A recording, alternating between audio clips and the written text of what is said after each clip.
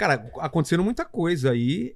Cada semana o mundo move e como o tema é geopolítica, eu queria entender primeiro o que é geopolítica, né? Porque o conceito de geopolítica, ele tem a ver com coisas geográficas misturadas com política. O que é isso? Exato. O professor Roque já explicou muito isso, mas é Sim, legal para o claro. pessoal entender aqui. Ele fez uma explicação paulista, eu faço uma carioca, né? Tá bom, vamos lá. A gente dá uma ginga, faz um drible aqui, faz o gol de... o goleiro fazendo gol, né? Tipo o Valderrama. Então, a gente estuda geografia, tem a geografia física, que você vai estudar, né? Os tipos de vegetações e tal, né? A geografia mais propriamente dita. Lembrando que geografia também tem uma etimologia interessante, né? Geo é terra, grafia vem de escrever, né? Então, geografia significa desenhar na terra, né? A gente poderia dizer assim, né? Então, geografia significa você separar os territórios e como esses territórios interagem uns com os outros, né? É claro que é muito diferente você pensar em geografia antes de terem os países que tem hoje e pensar nos impérios antigos, né, civilizacionais como China e tal. Então a geografia, ela tem a geografia física, que é essa que a gente estuda no colégio, mas ela tem a geografia política, que a gente estuda no colégio também. Então a geopolítica é a geografia política, é como os recursos naturais, as terras e as rotas comerciais e marítimas, elas influenciam nesse jogo de poder entre as nações. Só que a grande questão é que não existe uma só linha da geopolítica. Existem várias linhas, né? Pelo menos 3 linhas. A gente tem uma linha clássica, né? Que é uma linha que pensa assim, os estados, os países, eles tomam decisões racionais baseadas naquilo que é melhor para os seus interesses e para a sua proteção e para a sua população. Essa é a linha clássica da geopolítica. Tem uma linha que é a linha crítica ou estruturalista que vai dizer que não, que as decisões não são racionais porque o ser humano não é eminentemente racional nem tão previsível como a gente imaginava. Então essa linha ela é mais abundante na academia, nos estudos acadêmicos, do que nas análises geopolíticas do dia a dia que a gente vê. E tem uma linha mais contemporânea que é híbrida, né? Que ela mistura o clássico com esse estruturalista, que ao mesmo tempo, uma hora ela vai abordar os países como sendo tomadores de decisões racionais, outra hora ela vai falar, não, mas existem vários outros elementos dentro de como os países tomam as suas decisões. Não existe só o Estado-nação, existem ONGs, existem grupos não governamentais, existem forças paralelas que atuam na sociedade. Então, foi daí que eu comecei a pensar sobre... Estou muito tempo já pensando nesse tema, né? Por isso que a gente propôs o tema de hoje, o fim da geopolítica. E eu me inspiro nesse tema lembrando de um livro clássico da geopolítica, que é O Fim da História, do Francis Fukuyama, né? Que o título completo é O Fim da História e o Último Homem. Que ele é? É 1992. Pós-Guerra Fria? É pós-Guerra Fria, e Guerra Fria é um ponto... É o que ele defende, que com o término da Guerra Fria acabou a história. Porque, em que sentido? No sentido que a história... É claro que ele vai mais profundo, vou dar uma primeira explicação. Naquele momento, você tinha o mundo dividido entre Ocidente capitalista e o Oriente socialista. Então, você tinha Estados Unidos e União Soviética. E a história, tá aí a capinha do livro ali, capinha meio tenebrosa, né? Bem escurinha. A história ela era movida por essa disputa ideológica. 2 modelos ideológicos, 2 modelos econômicos, ou seja, 2 modos de produção. Então você tinha um Ocidente capitalista, o Oriente socialista, modo de produção capitalista, modo de produção socialista. A história caminhava pela briga entre essas 2 ideologias. Essa fricção entre as 2 coisas criava a história. Criava a história, né? Os grandes... Mas ele não foi meio ingênuo, cara, de pensar que não ia aparecer outra coisa? Professor de Harvard, mas foi meio burro, né? Porque a China não dava sinais de que iria... Nessa época ainda era muito fraca, né? Ela era irrelevante. Não é nem essa ideia. É porque a ideia dele é o seguinte, é que o melhor modelo era a democracia liberal. Então, segundo ele... As nações iriam tentar vários modelos diferentes e iam chegar por caminhos distintos à conclusão, pô, a democracia liberal é o melhor mesmo. E isso seria um movimento que todo mundo ia seguir até a China. Porque ele achava que a China, também, inclusive, o regime ia cair, ia virar total, isso? Porque a gente tem que lembrar da doutrina Kissinger, né? Henry Kissinger foi um dos maiores, né, expoentes dessa diplomacia internacional. E o Kissinger, na época do presidente Nixon, ele montou uma ideia que era a seguinte... vamos frear o avanço da União Soviética fortalecendo a China. Então, nessa época, em 1992, a gente ainda está vivendo o resquício dessa doutrina Kissinger, que vê a China não como um concorrente, mas como um parceiro. Então, nesse cenário, a China está jogando mais a favor do que contra. Então, China não era vista nesse momento como um perigo, era visto como um apoio. Na verdade, o que o Trump está fazendo hoje, a galera está falando que é Kissinger invertido, né? Invertido. Ah, eles falam? Falam isso, né? Reverse Kissinger, né? Que os americanos citam. Por quê? Enquanto na época de Kissinger a ideia era fortalecer a China para fazer frente com a União Soviética, agora é o contrário, se aproximar da Rússia para fazer frente com a China, né? Então hoje o Trump tá amigão do Putin, tentando ali tirar a China de cena. Então, o Kissinger invertido, né? Lembrando que Trump tinha um relacionamento muito bom com Henry Kissinger também, né? Então, a ideia do fim da geopolítica, é claro que eu me inspiro aí no fim da história do Fukuyama, e você, para mim, foi certeiro. Ele foi até meio burro, né? Porque falou uns negócios... É ingênuo, né? Meio... Não achar que a história ela vai se transformando e pode ter... nuances, né? Surpresas. Surpresas. Ele achava que o mundo ia ficando tudo meio morno assim, sem briga nem nada, porque todo mundo ia virar democracia liberal. Só que aí ele fala sobre o Último Homem, que é o subtítulo do livro, né? Ou o próprio título, né? The End Esse of cara não History. escreveu mais nenhum livro fazendo bombando, continuando, cara, agora você me pegou, não me recordo. Depois dá uma busca no nome dele. Se ele falou, pessoal, vou ter que atualizar aqui. Vamos fazer um outro ficou agora. Meio chatinho. O recomeço da história, né? Com certeza. É claro que todo o pessoal progressista, né, a galera mais marxista, tinha ódio dele, né? Porque ele estava meio que celebrando o fim do comunismo e que isso ia resolver os problemas da humanidade. Então, ele, apesar de ser um acadêmico ali da Universidade de Harvard, ele era muito mal visto na academia, né? A galera tinha nojo do Fukuyama. Mas, assim, Fukuyama mandou uma bolada na trave terrível, né? Falou um monte de groselha, né? Se provou totalmente errado. Mas ele propõe essa ideia, né? O mundo, a história vive com base na tensão entre Estados Unidos e União Soviética. União Soviética sai de cena, o mundo fica meio sem graça, fica meio morno, né? Então, assim, o ponto que ele analisa ali é a queda do Muro de Berlim. A queda do Muro de Berlim teria sido o catalisador desse fim da história, porque é o sinal de que a União Soviética faliu, né? Eu não sei se a galera tem essa noção, que é uma história muito louca também, mas você pensa assim, pô, Berlim é na Alemanha. O Muro de Berlim tá na Alemanha. O que isso tem a ver com a queda da União Soviética? Ela a Alemanha não fazia parte da União Soviética. Não fazia a Alemanha Ocidental, né? Agora a Alemanha Oriental fazia. Porque o que aconteceu? O mundo tá todo conectado, né? Interligado. Não, a grande questão é a gente lembrar que, ao contrário talvez do senso comum, na Segunda Guerra Mundial, na primeira também, né? Estados Unidos e União Soviética e Rússia, né? Na época, União Soviética só a partir de 1917, eram aliados, né? Você vê ali, né, Stalin sentado junto com o presidente americano, comemorando ali, junto com o Churchill, né? Mas no começo da Segunda Guerra Mundial, se eu não me engano, teve um acordo entre a Alemanha e União Soviética. Ribbentrop-Molotov, né? Que é o Pacto de Não Agressão. Que, aliás, a gente tem um programa com o Thiago Braga só sobre isso aí. Essa história é muito legal. Contando na versão carioca, né? Estados Unidos... Porra, meu irmão! Os caras chegaram lá, meteram...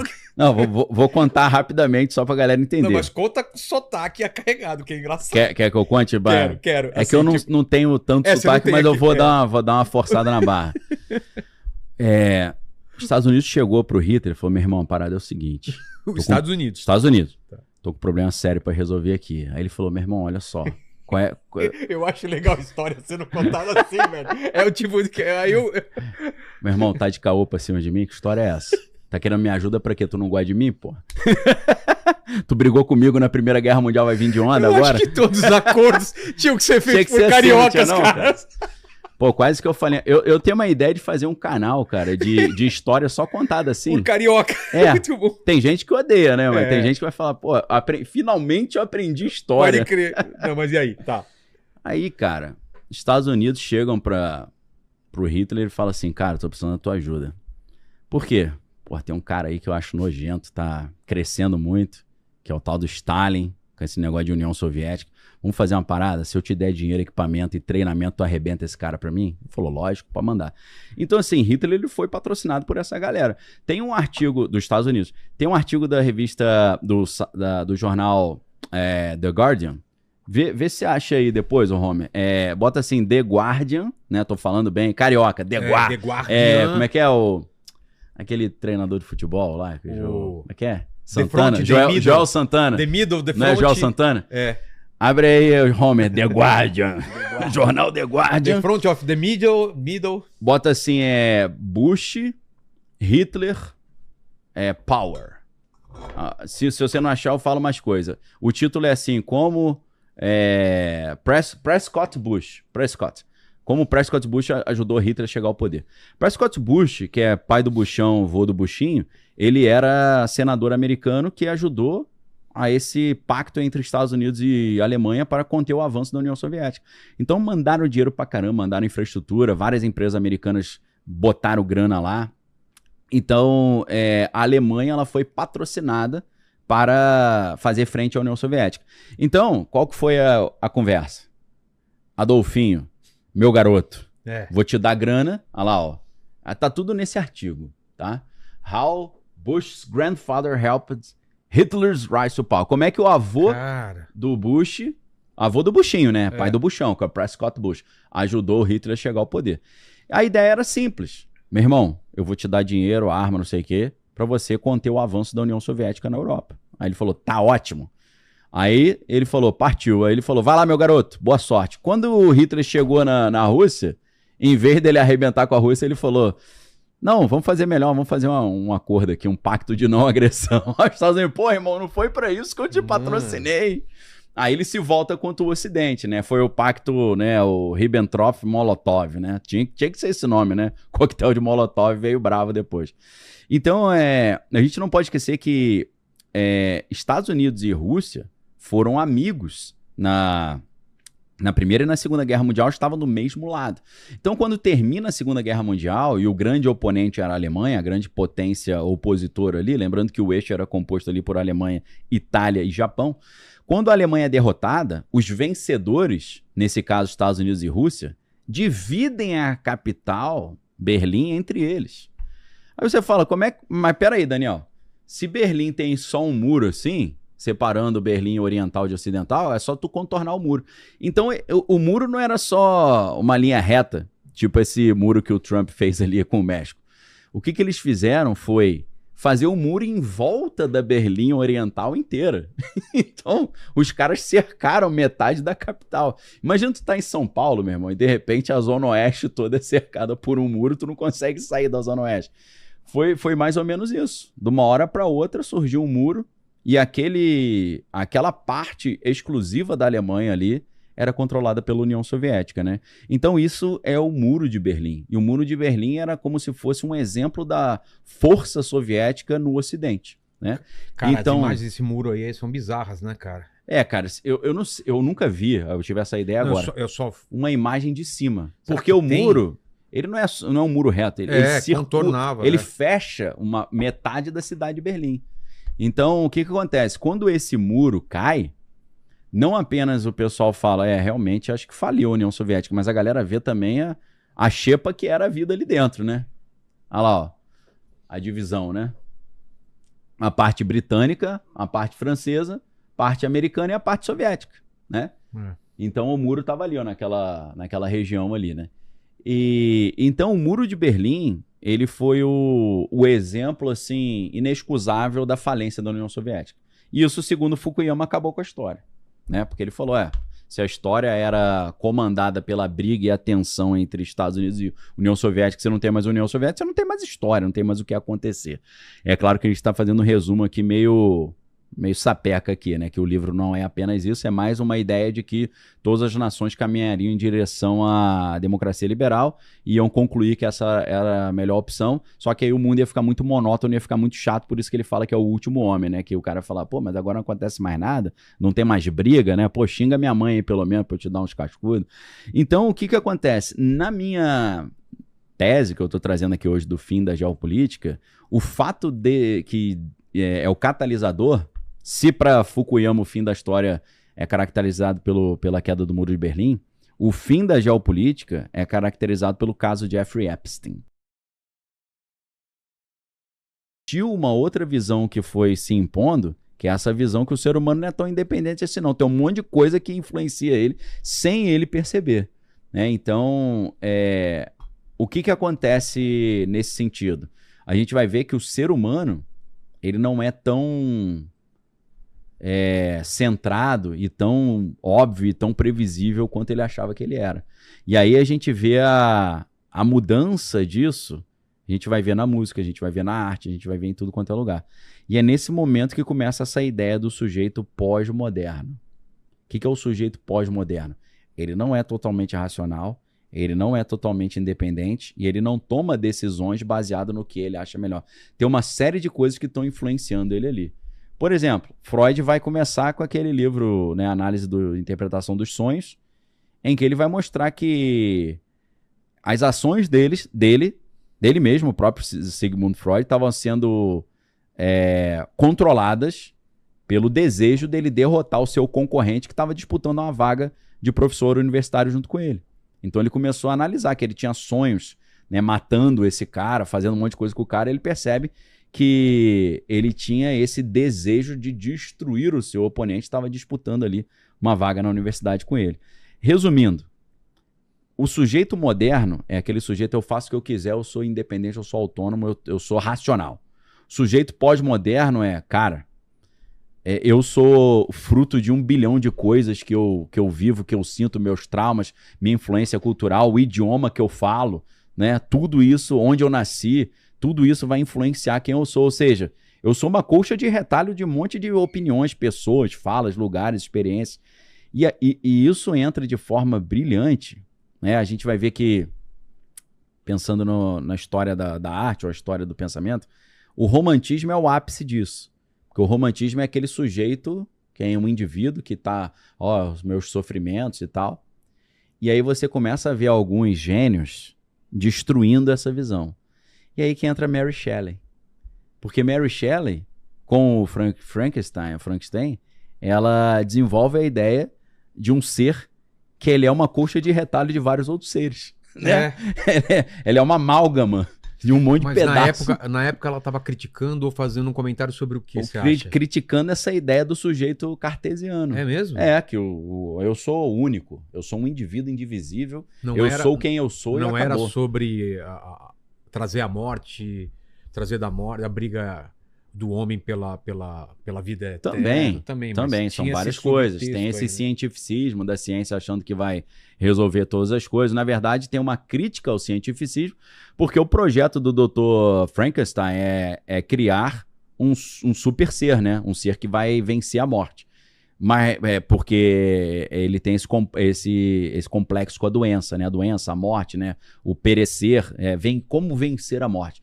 E aí o que acontece? A experiência dá errado e sai pela culatra, né? Então Mary Shelley, além de estar criticando o sujeito da modernidade, o sujeito cartesiano, esse projeto, né, cartesiano, também está criticando o cientificismo que achava que a ciência podia resolver tudo. Então a grande questão aqui é o seguinte, se você tem um modelo de sujeito cartesiano, esse sujeito toma decisões de forma completamente autônoma, decidindo apenas com base no seu foro íntimo daquilo que ele quis e que ele gosta e que ele acha melhor. Quando a gente tem essa ideia do sujeito contemporâneo, pós-moderno, né, nesse sentido que a gente está usando pós-moderno e contemporâneo é a mesma coisa, é igual sovaco e axila, se a gente tem um sujeito pós-moderno, ele não toma decisões autônomas. Ele é influenciado pelo seu inconsciente e de ego-superego. Ele é influenciado pela sua formação cultural. Ele é influenciado por aqueles com quem ele interage. Ele é influenciado pela sua ideologia. Ele tem uma série de influências em termos daquilo que a gente chama de viés cognitivo, o viés da confirmação, a câmara de eco e tal. Ele é influenciado pelas suas opiniões pré-concebidas, ele se aliena naquilo ali, né, descartando as informações que contrapõem a opinião que ele já tem e só levando em consideração as opiniões que ele já tem. Então, o ser humano pós-moderno, ele não toma decisões racionais simplesmente pelo seu bem-estar. Às vezes a gente tem mãe que tem inveja da filha, a mãe, ela queria ter um marido legal e ela não conseguiu, mas a filha conseguiu, então ela envenena o casamento da filha, porque ela não quer que a filha viva aquilo que ela também não conseguiu viver. Então, quando a gente entende que o ser humano ele não toma decisões racionais, porque ele não é um ser eminentemente racional, né? Ele não é um ser racional que às vezes tem emoções, é um ser emocional que às vezes usa a razão. Se a gente parte de uma ideia do sujeito pós-moderno que toma decisões baseado num monte de influência que tá ali embaixo dos panos que ele nem percebe, né? Às vezes a gente fala assim, cara, por que eu tenho tanto medo disso? Aí você tem que fazer um estudo para ver que você teve um trauma, que aquilo ali te gera medo. Ou então, por que isso aqui me atrai tanto? É que você vai ver que algo que você viveu na tua infância te remete a determinada coisa que te atrai hoje. Então, quando a gente entende que o ser humano é assim, a gente vai entender que a geopolítica também é assim. Ou seja, a geopolítica não pode mais ser vista como países, estados-nações que tomam decisões autônomas racionais pensando na maximização da sua segurança e do seu progresso. Isso simplesmente não existe, né? Primeiro porque, como eu estava dizendo no início, um país não é uma pessoa, o país é uma instituição composta por várias instituições. E o país, ele é governado por seres humanos que têm todas essas influências que a gente falou. Por isso que a gente está falando aqui sobre fim da geopolítica. Então, se a gente pensa que os países não tomam essas decisões autônomas, porque o país não é uma pessoa, e as pessoas que são os tomadores de decisão têm todas essas questões aí psicanalíticas e de influência social e cultural, e mais ainda, os líderes tomadores de decisão estão chantageados por documentos comprometedores, e ainda tem as agências de inteligência que estão influenciando tudo nos bastidores ali por baixo dos panos, usando seus métodos ali mais obscuros. Aí você pratica a geopolítica de uma forma completamente distinta, e essa é a proposta que eu trago aqui nesse programa, né? A gente fazer uma análise geopolítica hoje sem levar em consideração esse sujeito pós-moderno, sem levar em consideração não só as agências de inteligência, mas as próprias sociedades secretas, das quais muitos desses líderes são membros, né? E a gente levar em consideração os documentos comprometedores que foram levantados contra eles, a gente fica num cenário aí de fazer uma geopolítica de jardim de infância, né? Uma geopolítica inocente, de pensar que é tudo muito, muito racional, né? Esse país tomou essa decisão porque para eles é melhor isso. Aquele país tomou essa decisão porque para ele é melhor aquilo. Não. Além de todos esses problemas, os tomadores de decisão ainda possuem, na hora de decidir ali, preferências individuais também. Não apenas as influências obscuras ali do seu inconsciente, mas preferências que vão favorecer o seu próprio bolso, né? E nos Estados Unidos isso começa a ficar muito mais exótico quando a gente percebe que o presidente e o vice-presidente americanos, pela legislação americana, eles não estão debaixo do preceito do conflito de interesse. Peraí, Donald Trump, você ganhou dinheiro pra caramba aí com criptomoeda porque você tem uma empresa de criptomoeda e favorecer criptomoeda pra você é bom porque você tá ganhando bilhões com isso. Não pode, Donald Trump, isso aí é conflito de interesse. Para o presidente, para o vice, por incrível que pareça, não tem isso. Ele pode se beneficiar materialmente de certas decisões que ele mesmo tá tomando. Então, a gente precisa entender que tudo isso tem que entrar no jogo na hora da gente fazer uma análise geopolítica, né? Então, como é que a gente poderia praticar isso hoje? Eu comecei mostrando, né, que Donald Trump prometeu liberar os documentos de Jeffrey Epstein e não liberou. Não liberou por quê? Porque ele, como indivíduo, está comprometido nisso. Então, um chefe de Estado, chefe do Poder Executivo americano, que prometeu em campanha fazer tal coisa, não fez porque ele, como indivíduo, tem um problema com isso. Isso fere um princípio que é um princípio não só da Constituição brasileira, mas um princípio mais disseminado internacionalmente da impessoalidade, né? O líder ele não pode tomar decisões na condição de ocupante de um cargo público que beneficie a ele mesmo, assim, né? Em termos de a minha pessoa está se sobressaindo ao está se sobressaindo à minha função pública que eu estou exercendo aqui a partir do mandato popular, porque, né, o povo que o escolheu para exercer essa função. Lembrando daquela ideia que a nossa Constituição brilhantemente explica, né? Todo poder emana do povo, né? Que o exerce diretamente ou indiretamente por meio de seus representantes eleitos. Então, parece que a gente está exercitando uma geopolítica ainda do modelo clássico cartesiano, e parece que a gente está olhando o mundo de uma forma até academicamente caduca. Quando a gente muda esse enfoque, a gente consegue enxergar as coisas de forma muito melhor. Eu tento praticar isso porque eu estou sempre tentando fazer uma análise mais eficiente ou afiada ou correta dos cenários possíveis que são colocados tanto no cenário internacional quanto no cenário doméstico, para entender para onde que o mundo está indo e o que eu preciso fazer para me proteger desse mundo estranho que está chegando. Então, tudo isso que a gente está vendo acontecer no mundo hoje, de coisas estranhas, né? O presidente Donald Trump impondo tarifas, né? Brigando com aliados, abandonando a OTAN, todas essas coisas estranhas que ele está fazendo, a gente pensa assim, faz parte de uma agenda do Donald Trump chamada America First, ou uma doutrina que é a doutrina Monroe 2.0, ou doutrina Donroe, né? Não sei se a galera já ouviu falar nisso, mas a doutrina Monroe é aquela famosa doutrina América para os americanos, que caminhava muito em cima daquela ideia de que não deveria haver influência europeia nas Américas, os próprios americanos deveriam decidir o seu destino. É claro que quem está propondo isso é os Estados Unidos, e eles estão propondo isso querendo colocar para o mundo que eles são aqueles que têm que decidir o destino das Américas, né? No lugar de influências europeias. Isso é a doutrina Monroe, né? E é claro que essa doutrina caminhava junto com a doutrina do Big Stick, né? Que é a doutrina do porrete, que é tipo, fale manso, mas leve um porrete na mão. Tipo assim, vamos conversar bem, mas se não aceitar os meus critérios, eu te arrebento, né? Algo que as potências sempre fizeram, desde o Império Romano até os dias atuais. Aí hoje o presidente Donald Trump parece que ele está revivendo essa doutrina Monroe, a América para os americanos, só que agora, mais do que dizer que os europeus não devem influenciar nas Américas, ele está dizendo que Rússia e China não devem influenciar as Américas, e o presidente Donald já disse claramente que a prioridade dele é o hemisfério ocidental, tipo assim, Oriente que se vire, problema de vocês, não quero mais saber. Tomem conta da sua própria proteção aí, boa sorte, né? Foi bom enquanto durou. E aí, para adaptar essa doutrina Monroe 2.0 à ideia de America First do presidente Donald Trump, eles pegam Monroe e botam o D de Donald, aí fica a doutrina Donroe, né? Então, você olha e fala, ok, o presidente Donald Trump tem essa ideia de America First, América primeiro, né? Make America Great Again e tal, é um conceito que eles têm do Project 2025, mas no fundo, na verdade, a gente sabe que existem outras agendas ali. O presidente Donald Trump não está fazendo isso apenas porque ele tem uma ideologia, e essa ideologia está influenciando o destino de uma nação e o destino do mundo.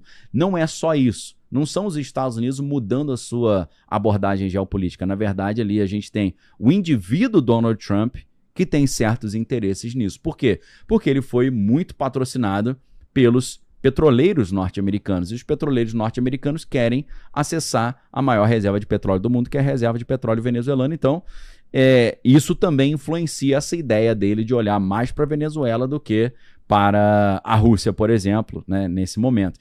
Então, a gente já tem ali uma influência de todo o setor petrolífero norte-americano por trás do presidente Donald Trump. A gente sabe que o presidente Donald Trump chegou ao poder em grande parte influenciado ali ou apoiado pelo setor de tecnologia, o Vale do Silício. Não podemos esquecer que na sua posse no dia 20 de janeiro, atrás dele tinha só ali a galera lá de Palo Alto na Califórnia, né, em São Francisco, na Califórnia. Estavam ali os CEOs de todas as grandes empresas, então é claro que ele vai trabalhar favorecendo essas empresas. Não foi por outro motivo que ele emitiu ali uma medida executiva, né, uma ordem executiva, uma medida provisória aqui no Brasil, como a gente chama, impedindo os 50 estados norte-americanos de colocar qualquer limite, qualquer regulamentação ao desenvolvimento da inteligência artificial nos próximos 10 anos. Por que ele faz um negócio desse? Porque ele está pagando pedágio dos caras que o colocaram no poder. Então, fazer uma análise geopolítica sem colocar isso no bolo muda completamente as conclusões às quais a gente vai chegar. Então essa é a minha proposta do fim da geopolítica. Eu estou propondo aqui uma geopolítica que leva em consideração que muitos líderes estão tomando decisões com base em chantagem, documentos comprometedores, que leva em consideração que países não são pessoas, né?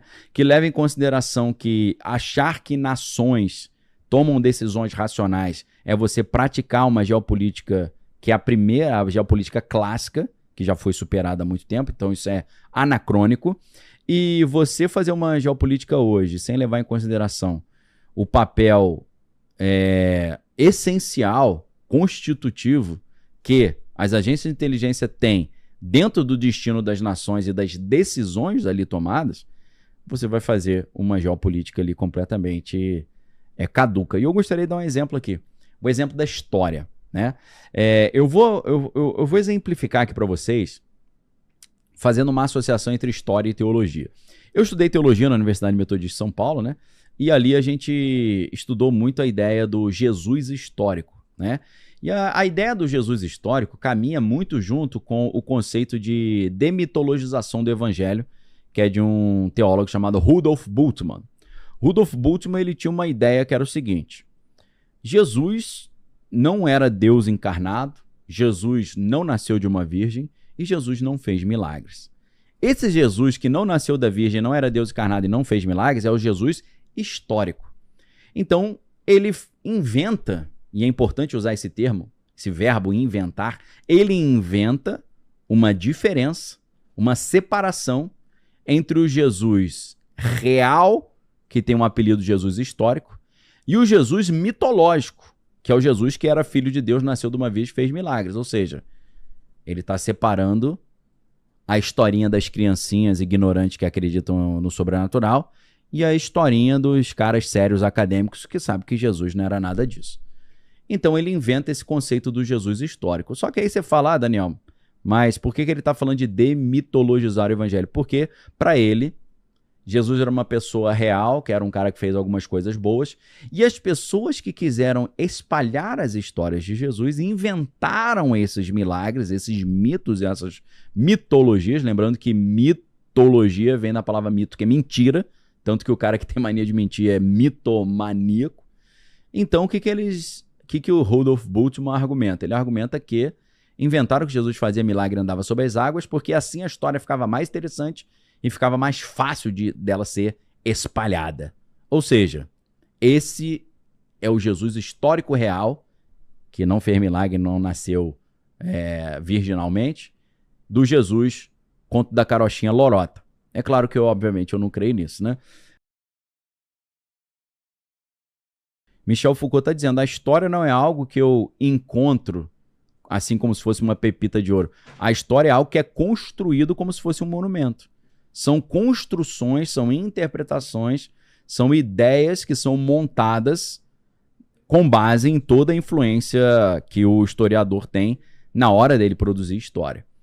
Então, assim como hoje, agora, nos dias atuais, você continuar achando que a história é o relato dos fatos exatamente como eles aconteceram, é algo absurdo e anacrônico, significa que você está com 100 anos de atraso no estudo da história, você praticar uma geopolítica hoje que parte do princípio que o Estado ele toma decisões, o Estado é um personagem que toma decisões, e ele toma decisões racionais, buscando a maximização do seu bem-estar, da sua proteção e do seu progresso. Você tá com algumas décadas aí, talvez 100 anos também de atraso na abordagem da geopolítica e do cenário atual. E eu creio que é exatamente por isso que muitas casas de análise, muitas previsões de grandes expoentes da geopolítica têm se mostrado erradas, né? Porque eles continuam praticando essa história achando que as decisões são tomadas de forma racional. Muita gente fala assim, mas Trump é irracional, Trump é imprevisível, e a imprevisibilidade de Trump é um trunfo que ele tem, porque os seus oponentes e aqueles com quem ele interage estão completamente desprovidos de saber o que vai acontecer. Isso é uma abordagem interessante, porque realmente Trump ele tem um nível de imprevisibilidade maior do que certos outros atores. Porém, Quando você diz que o Trump é imprevisível, você está limitando muito essa ideia. Todos os líderes são imprevisíveis porque suas decisões não são racionais, mas são motivadas por todos esses outros atores, instituições e influências e forças que estão agindo ali nos bastidores. Vou dar um exemplo para vocês. Quando vocês olham a maneira como Barack Obama e Hillary Clinton falavam sobre pessoas nos Estados Unidos sem documento, parecia o presidente Donald Trump falando. Inclusive, fizeram algumas pegadinhas em universidades americanas que o cara lia uma frase. Olha só isso aqui que foi dito pelo presidente Donald Trump sobre os imigrantes. É um absurdo ter que mandar todo mundo de volta para casa. O que você achou disso? Aí o aluno da universidade falava, é um absurdo. Esse Trump aí é um xenófobo mesmo e tal. Aí o cara fala, não, tô brincando, não foi o Trump que falou, não, foi o Obama. Aí o cara, o quê? Falou, eles falavam isso alguns anos atrás. A Hillary Clinton falava isso alguns anos atrás. Então, quando você acha que o sujeito ele é a mesma coisa hoje, ontem e sempre, e que o tomador de decisão ele vai tomar decisões com base nesse seu histórico, você está fazendo uma análise geopolítica dos anos 20. Então, está com 100 anos de atraso. A gente não pode mais fazer assim. Por isso que eu falo do fim da história, do fim da geopolítica. O fim da geopolítica, para mim, acontece com o Jeffrey Epstein, como eu falei para vocês. Você descobre que tá todo mundo pendurado num monte de dossiê ali e o cara não tá tomando decisão nem o que ele acha que é melhor para ele, nem o que ele acha que é melhor para o país dele. Tá tomando decisão influenciado por indivíduos, instituições e outros países que têm interesses distintos daqueles que o próprio presidente tem e que a sua nação tem. É por aí que a gente vai conseguir fazer uma análise geopolítica mais eficiente nesse sentido, para que a gente possa entender para onde as coisas estão indo. Agora, tem um detalhe muito interessante, perguntar por que Obama e Hillary Clinton falavam contra imigrantes e depois eles passaram a falar a favor. Aí, meus amigos, é uma história interessante também. Eles começaram a perceber que se você convida pessoas para virem morar nos Estados Unidos, você entrega um cartão de débito com $10 mil para esse cara, você dá uma bolsa para ele ficar hospedado num dos melhores hotéis de Nova York. E esse cara fica ali completamente patrocinado, vivendo uma vida bancado. Eles entenderam que esse cara, se você fizer isso com ele, ele vai votar em você. E ele, para votar em você, ele não precisa nem ser cidadão norte-americano, porque em alguns lugares nos Estados Unidos, em Nova York, na Califórnia, eles conseguiram fazer avançar regras de que não é mais exigido apresentar a sua identidade para você poder votar nos Estados Unidos. Em alguns lugares, em alguns estados, em algumas cidades.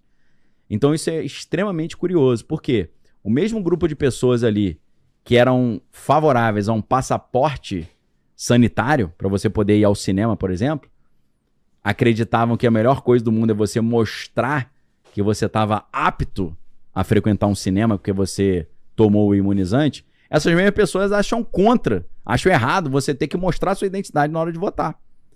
Então, a gente vê que o ser humano não é racional, não toma decisões racionais e que não apenas a ideologia, mas as paixões deturpam completamente o modus operandi das pessoas, não só do cidadão comum, mas dos tomadores de decisão. Então o que o pessoal, a galera do Partido Democrata percebeu? Eles perceberam que se eles parassem de falar contra imigrantes, trouxessem imigrantes para dentro dos Estados Unidos, bancando esses imigrantes, eles estavam importando eleitores. Essa que era a grande ideia, né?